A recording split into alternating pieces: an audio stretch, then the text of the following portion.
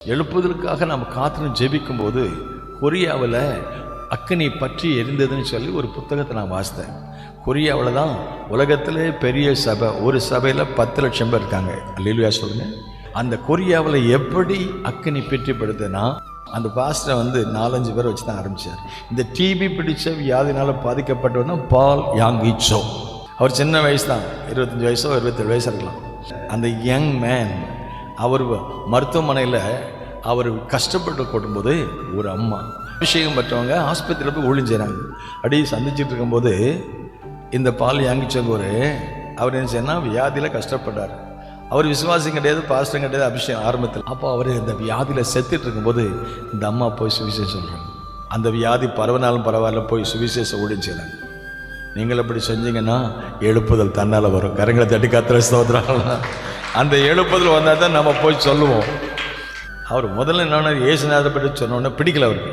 அவர் என்ன செஞ்சால் முதல்ல காரி துப்புனார். பொதுவாக சைரவம் பிடிச்சவங்க சும்மா துப்புனாலே பரவும். காரி துப்பிட்டார் அந்த அம்மா மேலே. உடனே அந்த அம்மா என்ன செய்வாங்க தெரியுமா, அதையும் பொறுத்துக்கிட்டு அடுத்த நாளும் போகிறாங்க. அந்த அம்மா விடலை. அந்த மனுஷனை சந்தைங்க ஆண்டவர். அடுத்த நாளும் போகிறாங்க.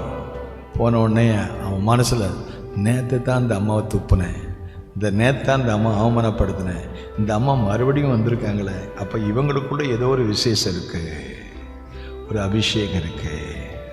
இக்காலத்து பாடுகள் இனி வெளிப்படும் மகிமைக்கு ஒப்பிடத்தக்கவைகள் அல்லவே.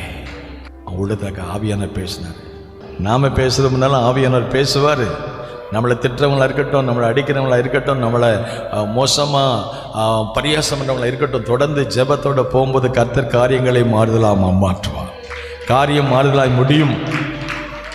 அந்த மனுஷன் ரட்சிக்கப்பட்டார், அபிஷேகம் பெற்றார், அழைக்கப்பட்டார்.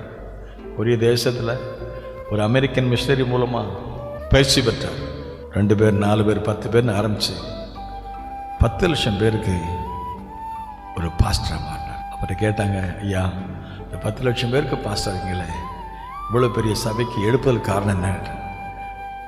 Number 1 prayer, number 2 prayer, number 3 prayer. ஜெபம் ஜெபம் ஜெபம். அமேன் சொல்லுங்களேன். அல்லேலூயா, அமேன்.